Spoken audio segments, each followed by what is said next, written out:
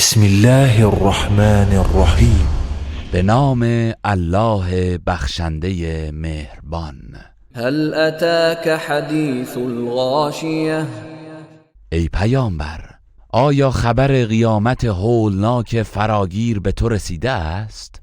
وجوه یومئذ خاشعه، در آن روز چهره‌هایی خار و ذلیل خواهند بود.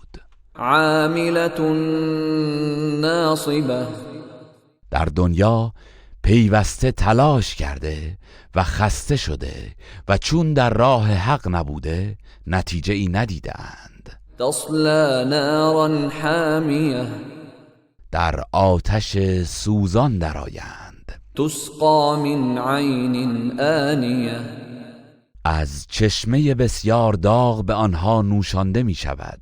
لیس لهم طعام الا من ضریع، غذایی جز خار خشک و تلخ ندارند. لا یسمن ولا یغنی من جوع، که نه آنان را فربه کند و نه دفع گرسنگی نماید. وجوه یومئذ ناعمه، و چهره‌هایی در آن روز شاداب و تازه باشند لسعیها راضیه، و از سعی و تلاش خود خوشنودند. فی جنت عالیه، در بهشت برین هستند. لا تسمع فیها لاغیه، در آنجا هیچ سخن بیهوده‌ای نمی‌شنوند. فیها عین جاریه، در آن چشمه‌های آب روان باشد.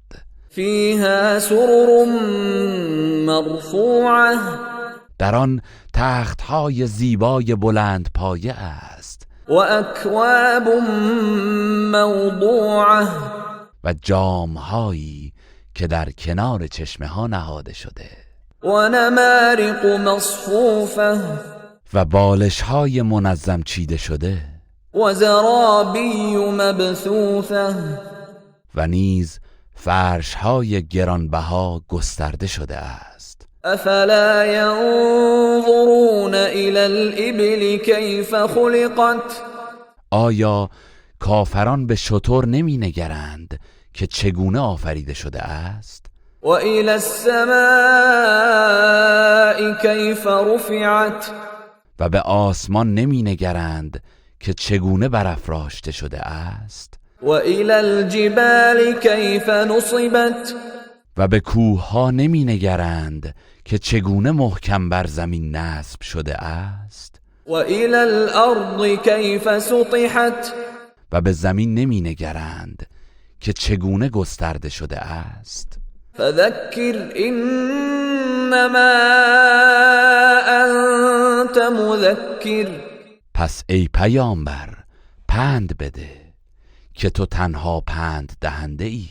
لست عليهم بمسيطر، تو بر آنان مسلط و چیره نیستی که بر ایمان وادارشان کنی.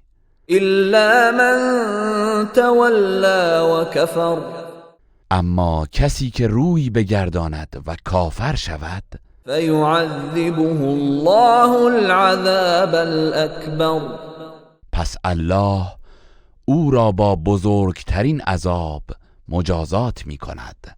إن إلينا إيابهم، همانا بازگشت آنها به سوی ماست.